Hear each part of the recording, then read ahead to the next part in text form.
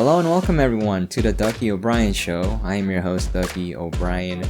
My real name is Sam, but I use Ducky Obrien for Twitch and other platforms.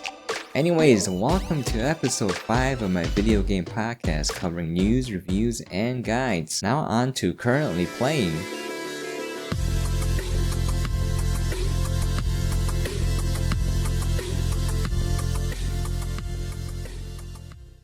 Alright, my video game queue is still the same right now. I have Astroneer, Automachef, No Man's Sky, Tools Up, The Witcher 3, and The Cycle. Playthroughs of these videos will be coming up soon. Thank you for being patient with me, for those of you who watch it.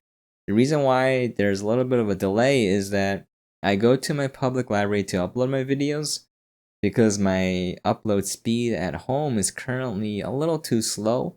So it would take forever to upload all these videos, and my public library is really nice, has really fast upload speeds. They're very generous to the people who want to use it. So that's what I would do, but because of the coronavirus, they closed down. So now I'm stuck at home, and I have to figure out how to upload all these really big video files. Thankfully, Comcast has removed the bandwidth cap, or supposedly. We'll find out. But I will try my best to upload these videos slowly at home. I'm prioritizing my video game coverage first because I have an obligation to release those videos. But yeah, they will be coming shortly, so thank you for being patient with me. Anyways, on to new games.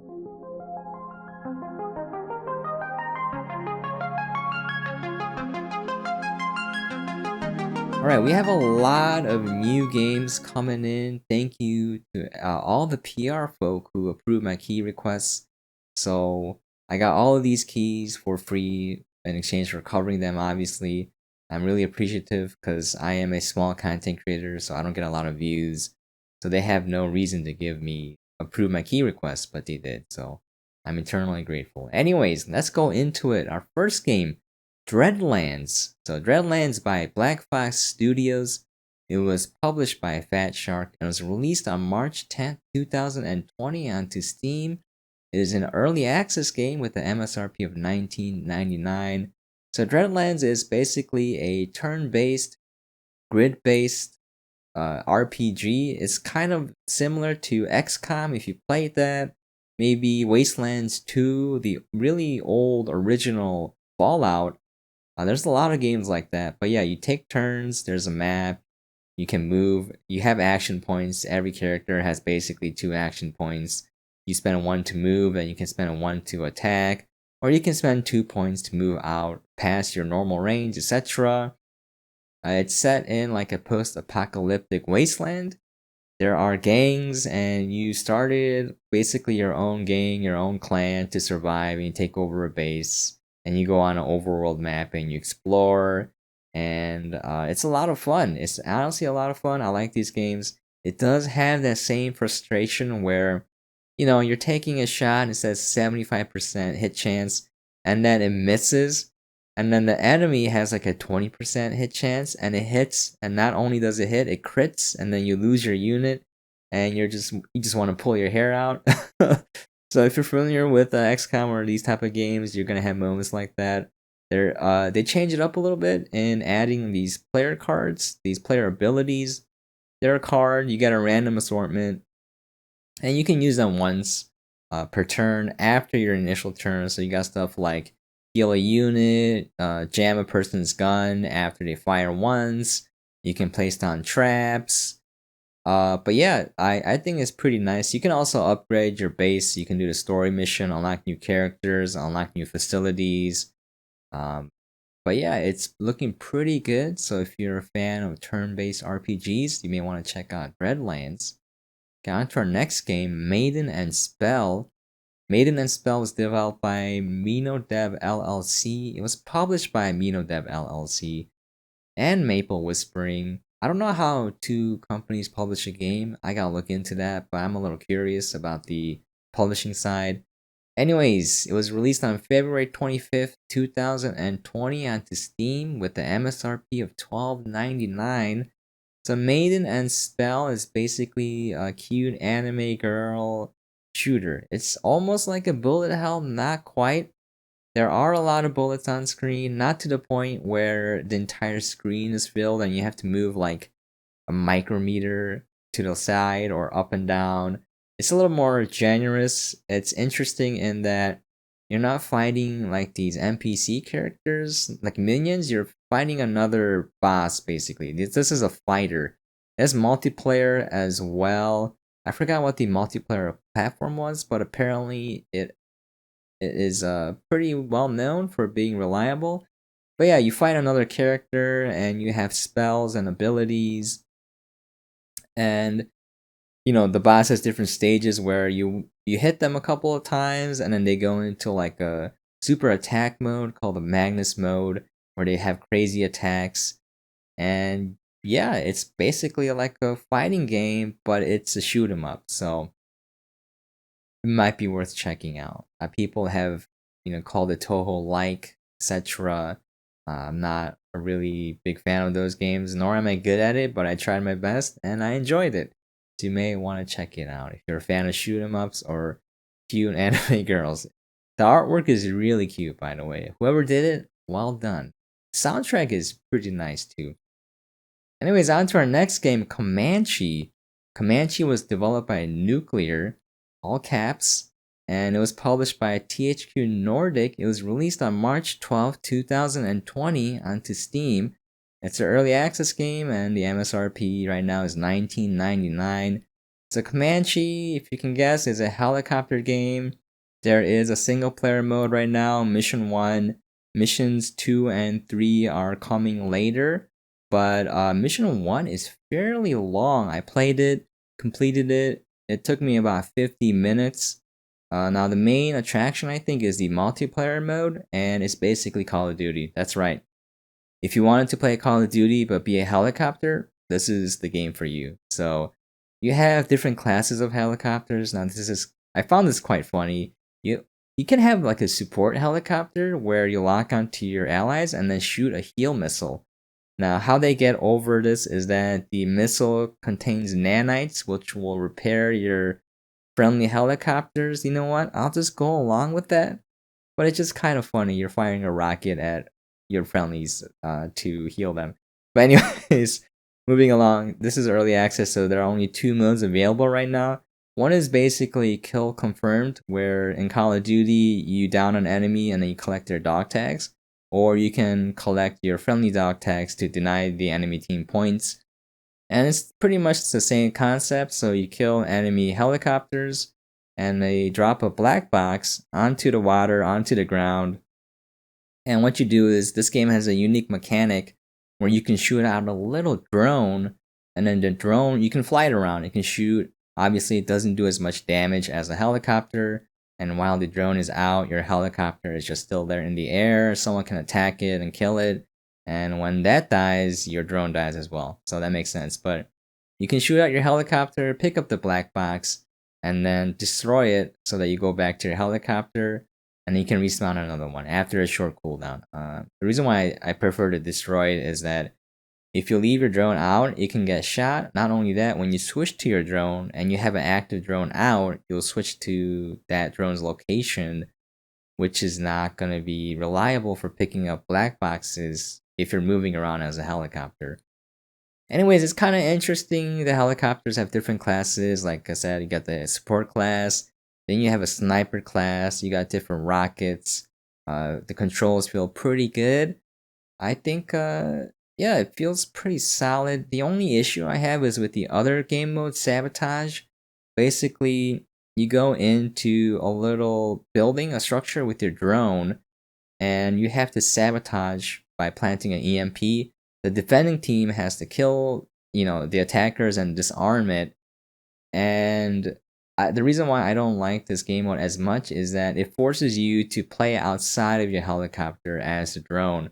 A drone it's fun, but I like the helicopter a lot better. So, it is what it is. Take it or leave it. But yeah, that's just my own opinion. Other than that, flying the helicopter feels great. Comanche, I had a lot of fun with it. If you like helicopter games, worth checking out. Alright, to our next game, Hidden Through Time. Hidden Through Time was developed by Crazy Monkey Studios. It was also published by Crazy Monkey Studios. It was released on March 12, 2020 on Steam with an MSRP of $7.99. Hidden Through Time is basically a hidden objects game. It's like Where's Waldo? You have a list of items that you have to find, and items have hints, thankfully. So if you have trouble, you can look at the items and it'll tell you a hint. It's very cutesy. The maps are animated to a certain degree. You can kind of interact with objects by clicking on things and they'll make sounds. And there's like a timeline perspective in this game, in that you're starting from the Stone Age and going all the way to the medieval ages. But yeah, I actually enjoy this game quite a bit. It's pretty family friendly too, friendly for the kids. It does refer to alcohol and gambling sometimes, so depending on how conservative of a parent you are, they may be no go. I mean, it's just cartoon depictions of a bottle of beer or something. It doesn't label it as such. Anyways, the thing that I had fun with was there was like this reoccurring theme of like goblins versus humans, and I made up this entire story as I was streaming the game. I might make a YouTube video of that. I highlighted my stream, so if you want to check it out on Twitch. I mean, it's my combination of lack of sleep and being cooped up made my imagination go a little wild. But yeah, it was a very cute game. It was relaxing too. So yeah, definitely, if you like finding object games, hidden object games, this one may be for you. On to our next game, Wartile. So Wartile was developed by Playwood Project. It was published by Deck 13 and Whisper Games. And it was released on February 8th, 2020 onto Steam with an MSRP of $19.99. And then recently, on March 24th, 2020, it was released on Xbox One. Now, Wartile is basically a real-time strategy game. It's in real time, but the actions have cooldown periods, so it feels a little bit like turn-based. It's pretty cool in that it's basically a mini figurine tabletop game. So, like Warhammer, etc. You have these little figurines that are Vikings, and you place them on like this really beautifully tiled, handcrafted looking board, and you move around their enemy pieces. You also have cards. Yeah, I guess that's like the popular thing to do nowadays. But yeah, you have a random assortment of cards with abilities like healing people, placing traps. This is very similar to Dreadlands, as I mentioned before, but it feels way different. And yeah, the game looks great. It feels great. The story is interesting. You're like a Viking. You're the son of the chief. He passes from this mysterious plague ravaging the land, which is kind of what's happening today. So I was like, oh, let's see where this goes. And then turns out there's zombies. So yeah, zombie Vikings. I don't know a more badass combination than Viking zombies. Anyways, the reason why I really like this game is that the UI is very streamlined and is very intuitive when you do everything. So when you have a figurine, you collect new equipment from the levels that you play, and you can just drag and drop onto the character. It'll only show you the equipment that you can equip. So there are like different classes. Certain people use range weapons, certain people use spears. There's a lot of strategy required, very similar to Dreadlands, in that if you have the high ground, you have an advantage. The person on the lower ground has a chance to miss. If you get flanked, or if you flank enemies, you do extra damage. Let's say enemy character or you are surrounded by enemies on all four sides, then you don't get to attack at all, because there's like a stagger mechanic as well. And it's pretty interesting. But yeah, going back to the equipment, the UI, you can just drag and drop equipment and it shows an immediate change. You're kind of like changing your figurine a little bit. It shows the stats and like if it's going to improve or decrease. You can compare it yourself. There's a lot of cool bonus effects. So the Halloween map and the Christmas map was available. And out of that, I got like a pumpkin helmet that will summon a pumpkin minion And these despawn after a certain time, but when you get hit, it spawns a little pumpkin minion, and then it can de-aggress for you. It can pull aggro for you, which is really handy. And yeah, I had a lot of fun with this game. I definitely worth checking out if you like real-time strategy or turn-based. I kind of like it because like games like StarCraft, you gotta really be on top of your APM. So there's a lot of micromanagement, and not only that, you need to have your build order set. You need an optimal build order for the strategy that you're doing, and you can't slow down by like even a second, because if you do, the other guy is gonna have slightly more resources than you. That equals more troops or more tech, and then you've lost the game there a little bit. If you're of equal skill, but you were just a little bit slower. Whereas in this game, you can kind of have the time to think about the strategy more than micromanaging your units. You can totally micromanage them, by the way. You can slow down the game um, to a crawl. You can press spacebar to slow it down. You can move your units around. They have abilities too. I like the ones that disable enemies from attacking. Those are really handy. But yeah, highly enjoyed this game. Worth checking out. All right, moving on to our next game, Deep Sky Derelicts, the definitive edition. This was released pretty recently on March 24th, 2020. It was developed by Snowhound Games. It was published by 1C Entertainment, and it's out now on Steam with the MSRP of $24.79. The definitive edition includes 2 pieces of DLC. Anyways, Deep Sky Derelicts is basically a roguelite dungeon crawling game. That's right. You basically play a junker in space. You're going out. The storyline starts off very similar to Altered Carbon, if you have seen that TV show. You're basically a specialist or mercenary who has a certain set of skill sets, and the mayor, the sub governor, is like, I need you to find this mysterious object. If you do, I will grant you citizenship and a lot of money. So I was like, okay, this is basically Altered Carbon when it starts out. But yeah, basically you gather a crew of other mercs and you go out and you explore derelicts, or ships that's floating in space. It's a dungeon crawler in that you're not moving in real time. It shows a map, and then you can pick on the map where to go, and then you scan the surrounding areas to reveal more of the map. And then on certain tiles, you can pick a place, and it'll have like NPC encounters, it'll have enemy encounters, it'll have items that you can search. And think of it as like a text-based dungeon crawler.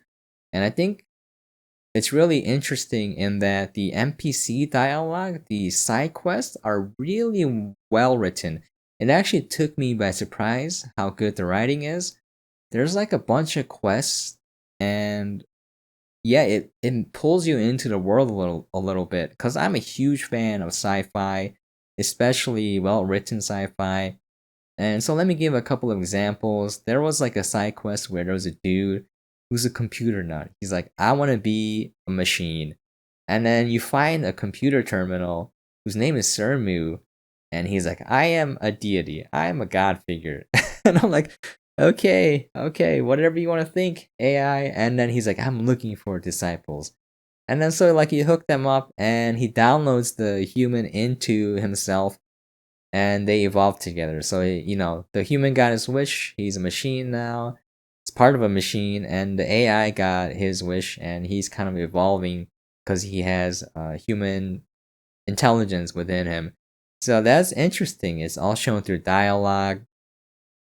Another quest which was interesting was that you meet a person and they're falling ill, and then you have to go find his buddy who has the medicine, but he's doing something, so you have to talk to him across a bridge. Again, this is done all through text.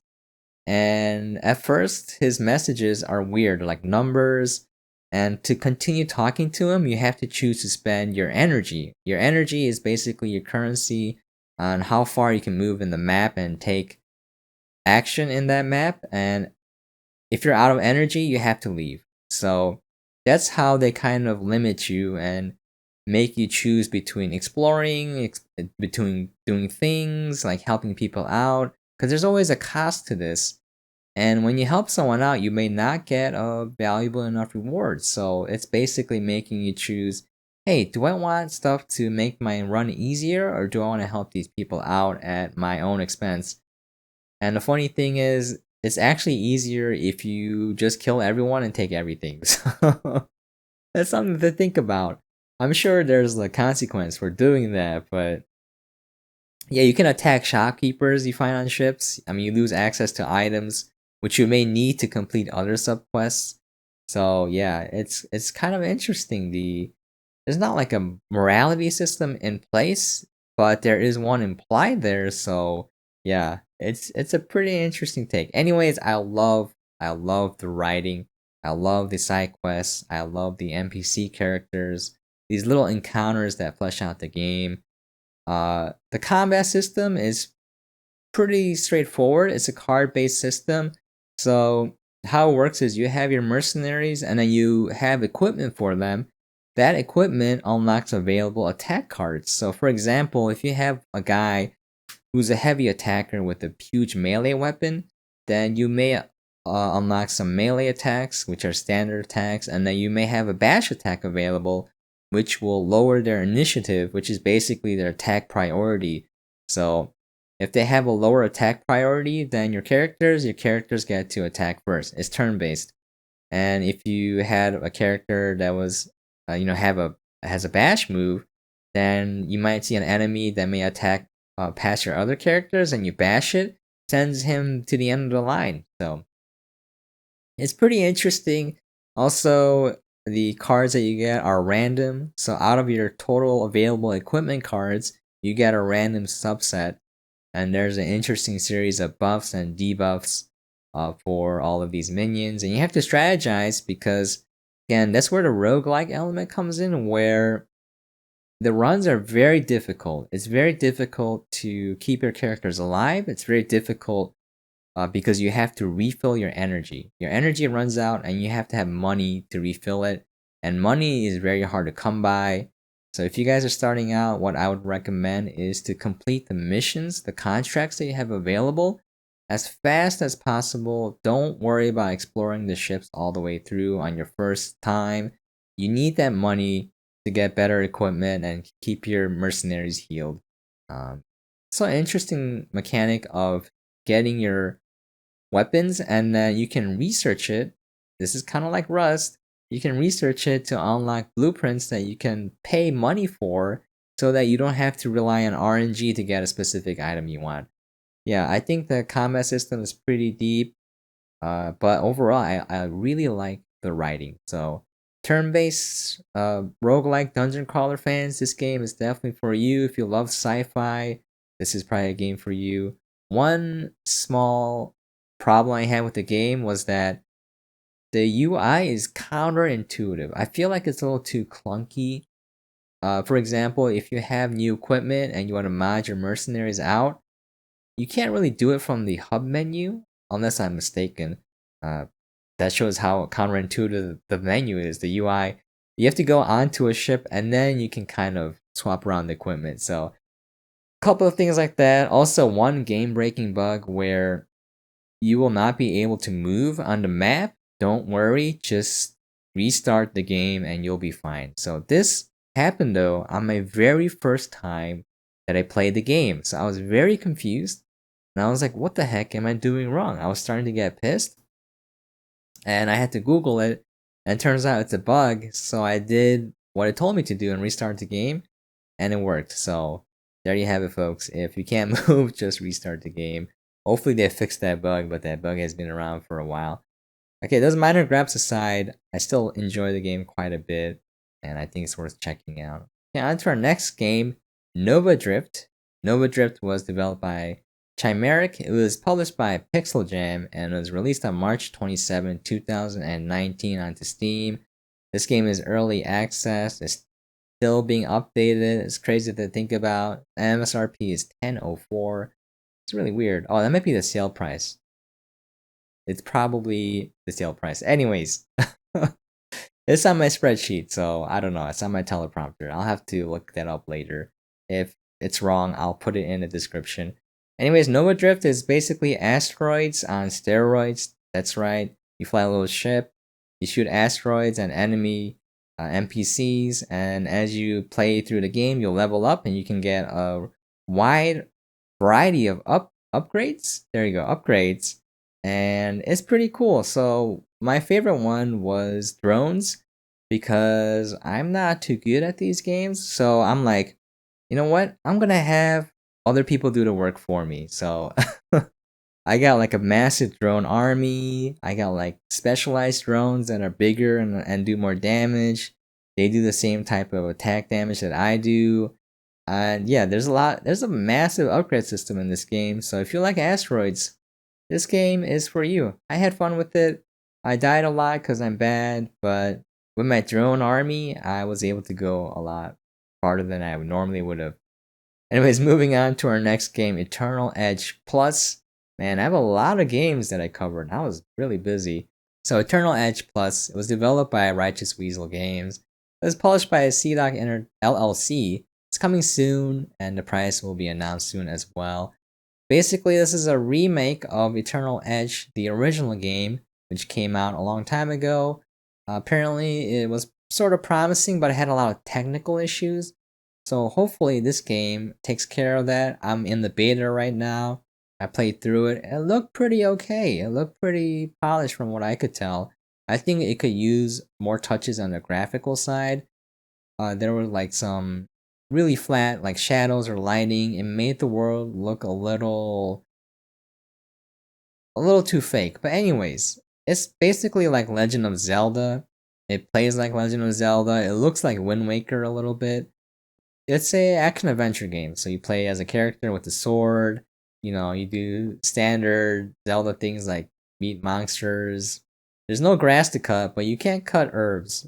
There's a lot more emphasis on role playing elements of the game. So there's a lot of characters you talk to. There's a story. There's a lot of side quests, and that makes the game stand out a little bit. So if you're a fan of action adventure games and you like more role playing, stuff in your game, then this game will probably satisfy that itch. I would keep an eye out for it. I'm gonna keep an eye out for it to see how much more polish it gets. And if people are interested in an update, I'll give them an update on the status of the game so people can make a choice if they want to buy it or not. Anyways, moving on to our next game, Hayfever. Hayfever was developed by Pixadome, was published by Zordic Publishing, and it came out on February 24th, 2020 onto Steam with a price of $14.99. Now, this is basically a 2D action platformer. It feels very similar to the old NES games Super Mario Bros. And Donkey Kong on the SNES. There's 140 levels. It gets pretty hard. At first, I was like, man, this game is super easy. But then when I hit like level 10 or so, and you wanted to get everything in the level, it started to get hard. Not too hard, but like I died over and over again trying to do something. Anyways, the character is Thomas, the allergic mailman, and the main game mechanic is based on you gathering allergens to power up your sneeze so you can jump further across the map. Farther? I don't know. Anyways, it's pretty interesting. There's a lot of collectibles. Again, there's a lot of levels.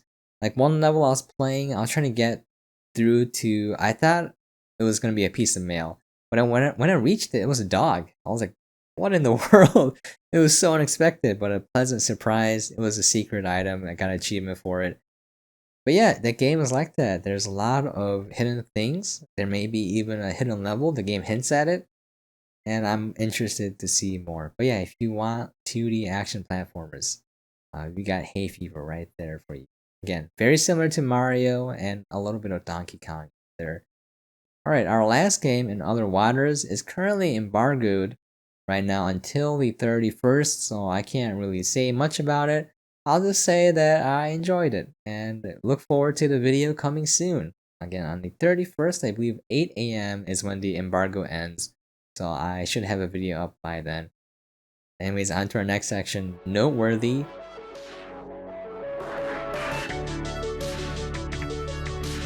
Alright, I got two noteworthy games today. One is Pathologic 2, developed by Ice Picklage, published by Tiny Build. It came out a while ago on Steam with an MSRP of $34.99. It's out now recently on March 6, 2020 on PS4. And here's the reason why I put it in my noteworthy. It's a very weird game. It's very weird, it's broken, it's janky. It's not polished. Now I know these sound like bad things, but on top of that, it all adds to this weird magical charm the game has. The best way I can describe it or compare it to is Deadly Premonition.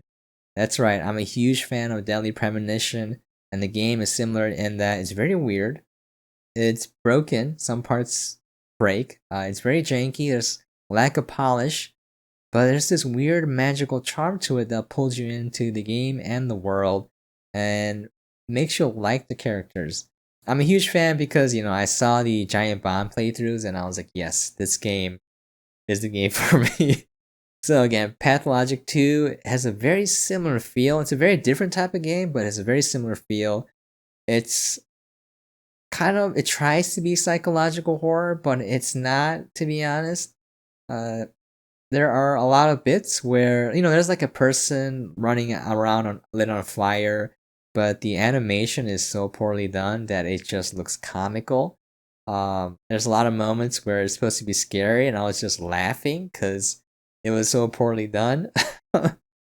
There's a lot of uncanny valley in that when you talk to a person, it's just their face. It's a really close up of their face, and the background is dark. And it's not animated that well, and the voice acting is very stilted, it's very wooden. So all of that adds up to a very uncanny valley feel to the presentation and the delivery. And it's just like, wow, I don't know what's happening here. And even if it was polished, you'll still have the same feeling where it's just everything's weird. Like there's these weird bird creatures. I didn't pay Pathologic 1, so I have no idea what's happening. You have these weird dream sequences, and it's disjointed, so you don't really know what's going on. There's like a punching scene. You're punching some person, and then he's like, "We gotta trade hearts, because your heart is corrupted." So you physically swap hearts, and I'm like, "What in the world is happening in this game?" Yeah. Anyways, the basic story is that there's a disease sweeping the land. Your father was a doctor. He died, so you go back to your hometown. You find out that he was murdered. And it's very relevant to today's time in that, yeah, it's kind of similar to what's happening now. There's a disease ravaging the entire world, and it makes the game a little more relatable.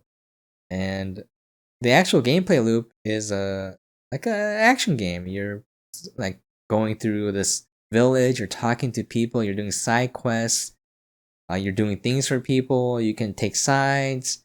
They're all on top of that, you gotta manage some meters, your health meter, your thirst and hunger, and in order to get supplies, you need to either complete quests, go to specific locations to forage for that stuff, or steal it. And there's an interesting consequence system where you can steal stuff, you can beat people up, you can kill them, but the neighbors will know, and if they know enough, they hate you enough, they will just attack you on sight. And then it goes into this kooky like boxing mini game. That's the combat system, which is also interesting. And yeah, that you're just gonna get beat. So I don't know. There's like a limited number of hours available to go through and find out what's happening. Again, it lacks a lot of polish. There's some broken bits in the game. Uh, the performances are all a little stilted, a little wooden. But on top of that, it's like this weird magic to the game that I can't really quantify. I can't really recommend this game to everyone, but I can say that if you liked Deadly Premonition, if you loved Deadly Premonition, then you may like this game. They're different types of games, but the feel of the games were the same. For me, it's definitely one of the most memorable games I played. It's not the most well made or the most well crafted, but definitely the most memorable. One of the most memorable games I played so far. Anyways, my next game is Rust. That's right, this is not a new release. I mentioned it because all my friends, we're all on quarantine, we're all locked down, so we need some way to pass the time, and we got Rust. That's right. The player base is a little toxic, so that may put some people off. But if you play with friends, it's a really fun game, and I understand the gameplay loop in that it's not really crafting survival. It's more like the gameplay loop is focused on what you can accomplish in one gameplay session. And what I mean by that is you need to gather materials to craft things so that you can go do monuments and you get better things from those monuments. Then you can go, maybe it'll help you craft faster, gather faster. You may get blueprints. You can gear up, then you go to the endgame monuments like Oil Rig to get better stuff, or you can go raid other people's bases. But that takes a lot of time, so you need to store that in your base. But then other people will want to raid your base because it's faster to steal someone else's resources than it is to go farm it. To a certain extent, because you have to farm a lot of explosives to break into a base to begin with. So then you have to know how to build your base wall. You can put traps in there. You can honeycomb your base. We did a really funny thing of honeycombing our base, multiple stories, fortifying it. On top of that, every level has each section filled with doors. So if you want to break through, you're going to have to bust through a lot of doors to get to anywhere. And it's going to be a nightmare. Even if you break through the ceiling, if you break through the wrong section, that means that you're going to have to go break through another ceiling or break through the doors. And there are a lot of people who try to raid our base and they gave up because there's just too many places to go. There's doors everywhere. It's a nightmare. If you're interested in that build, my friend Barry basically came up with this maze pattern. It's a nightmare for people raiding, but it's a nightmare for people living in the base as well. So that's how you know it's good. It's a nuisance to everyone. I'll have a video of our base build up soon if you want to check that out. But yeah, I'm having a blast. But yeah, again, you want to build your base so you can store your mats. So then you can go craft better mats, do more monuments, and then the end game is running end game monuments or raiding people's bases. And for that, you need a lot of explosives. The more better blueprints you have, the easier it is. So it's a very interesting gameplay mechanic. You don't want to think your base as unraidable. So basically, what you want to do is spend all the resources crafting things or expanding your base and learning blueprints, because if you lose everything, they may leave the shell of your base, so you can claim that back and start afresh, add on to it. Or if you have the blueprints learned, then you can farm up and start a new base, but you can craft higher gear material right away. So that's basically the gameplay loop from what I understand. And people go in expecting it to be like Minecraft, and it's not Minecraft, guys. It's not Minecraft at all. So don't go in thinking that it's a crafting survival game. It's more than that. It's crafting survival on basically a time period, a loop. Anyways, I really like the way we're playing the game because in our group of friends we have people specializing in certain things. So we got Whoop-de-Doo, who I co-stream with a lot. Oftentimes, he's the build master. He builds beautiful structures. He focuses on learning how to honeycomb better, how to build traps, etc. Then I am the crafting expert because I like production line stuff. If you watch my Astroneer videos, you'll see me covering hydrazine production lines, soil farming, using 3 different methods like medium drills. Oh, sorry, drill mod 1, okay, and then medium storage or medium wind turbines. Medium wind turbines are still the best, but yeah, that's my specialty. So my specialty is acquiring mats as efficiently as possible and crafting all the way to end gear loot as fast as possible. And then the other players they like base building as well. They specialize in PvP. So we're a pretty well-rounded group of players. Whenever we play a raft, we do the same thing. Whenever we play any game like this, we have the same crew pretty much, and we do the same thing. So, we're pretty good at each of our roles, and that makes it feel a little less grindy because we focus on one thing. So I highly recommend playing with friends or find people to play with and just have fun with it. Let's not be too toxic. One thing I do not get though is the player base's tendency to camp a door for like an hour just to kill one guy. And I don't understand this because it's a huge waste of time for me. I would rather go farm satchels for an hour and then come back and just wreck their base than just sit there and shoot a guy and then you can't raid their base anyways. Um, so yeah, I don't know. I have to play more to understand the mentality of a Rust player, but it seems very inefficient. Anyways, also as a side note, we bought the musical instruments DLC. It's the greatest thing ever. You guys should get it. You can use a MIDI player program and a MIDI port emulator to hook up a keyboard, and you can use that to play the instruments in the game. So there's a piano. You can play real piano in the game if you want to, or you can find MIDI files of songs and just have that play. And it's really awesome. We're gonna release cover videos of songs, sorry, parody videos. If you're interested in that, look forward to that coming soon. And the best part is it adds a layer of psychological warfare where if people are invading, we just play music and blast it in their ears. And first of all, it bothers them and it makes them lose their focus. Second of all, it mutes all the sounds around us. So us opening doors, us doing anything, they'll mute that sound so it's harder to detect. And I think that's really awesome. The best thing ever in any game. I'm really impressed.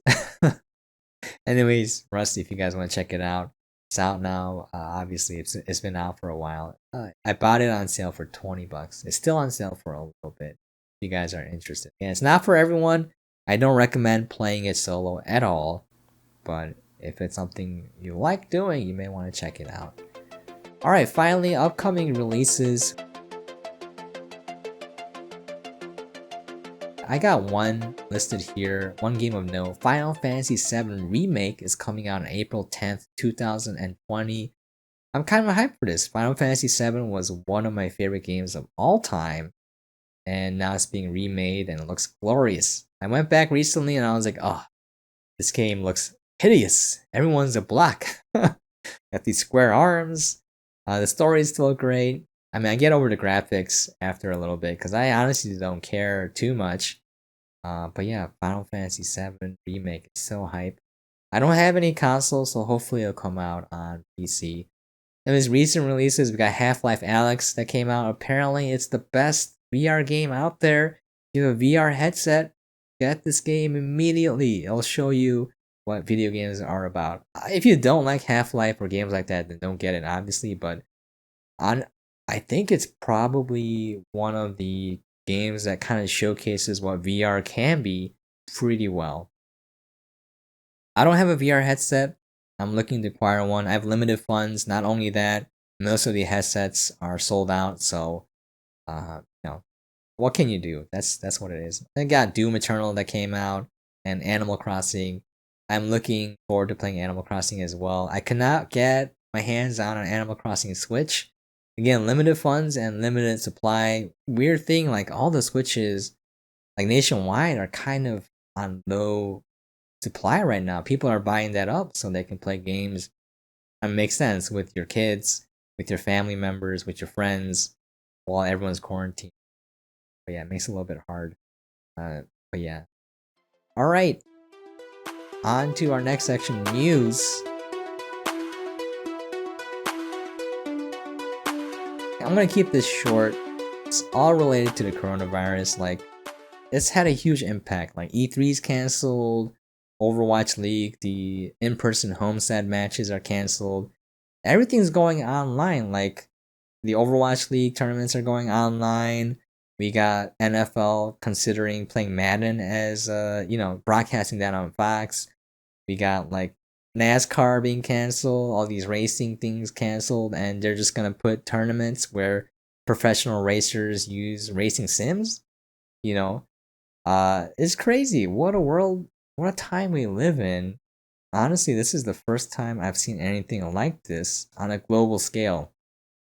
My parents have not seen anything like this, and my grandparents, they lived through the Korean War, so that was a lot worse. And boy, I got some stories about that. If y'all are interested, let me know. I'll release some videos of the stories my grandparents told me. It's crazy.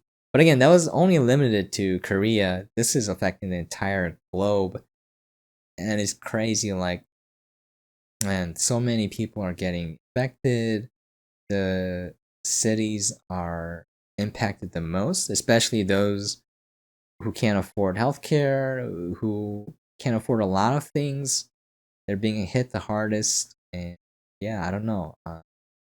Truly feels like end times. People who are in denial, I suggest that, take a look at the world. I've never seen anything like this in my lifetime. Obviously, it has happened a long time ago, but it was long before my grandparents. So the world still exists, humanity still exists. So I'm sure that we will prevail as a race, but as a species. But it's definitely gonna be rough. So hopefully everyone hangs in there. Everyone, please be safe. And hopefully, I think the best thing to do is to help each other out. So if you have friends or family members, just call them up, see if they need anything. And, toilet paper. It's really hard to find. It's been a meme, but honestly, it's affecting a lot of people. People don't understand that hoarding is really bad because when people don't have toilet paper, they get desperate. They might use napkins, they might use shredded up t-shirts, and what happens then is that the sewage system gets clogged. Then your sewers are overflowing, and you don't want that. That is disgusting, but it spreads diseases even more because the coronavirus can be transmitted through fecal matter. So not only is it going to be hard to keep the sewage system operational, it's going to help spread the disease even more. So hoarding and just all of that affects a lot of people. I really don't understand how people are hoarding for the sake of reselling. That bugs me the most. Anyways, let's get a little too personal here, but my grandparents can't really afford to go out or do anything, so we share with them what we got. My mom managed to get some toilet paper. What a hero. So I texted my brother immediately. I'm like, bro, because he lives across the country. I got some TP. If you need some, I'll mail it to you. And he's like, okay. Okay. But yeah. Yeah, it's crazy times. Anyways, I'm just keeping it short here. Again, this is my third time recording. I'm really tired of this camera. Uh, I don't have the funds to replace it. So, I'm just wishful thinking like a camera company out of nowhere will come and sponsor me and give me a new camera. Doesn't have to be fancy, it just has to be able to record without shutting down. God dang it. God dang it, camera. Okay. On that note, thank you so much for dropping by and watching. I really do appreciate it. Thank you so much for listening. If you're listening to this on my audio podcast, if you have any questions, comments, things you'd like to see or for me to cover, please feel free to leave a comment down below. If you're listening from my audio podcast, you can email me. If you're watching on YouTube, you can email me at duckyobrien@gmail.com. Once again, the email is duckyobrien@gmail.com. I can't thank you guys enough for dropping by and watching. I really do appreciate it. And hope you guys stay safe. As always, catch you guys next time.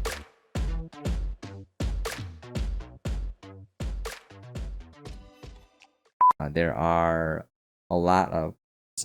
There's an ant here. Oh, hey.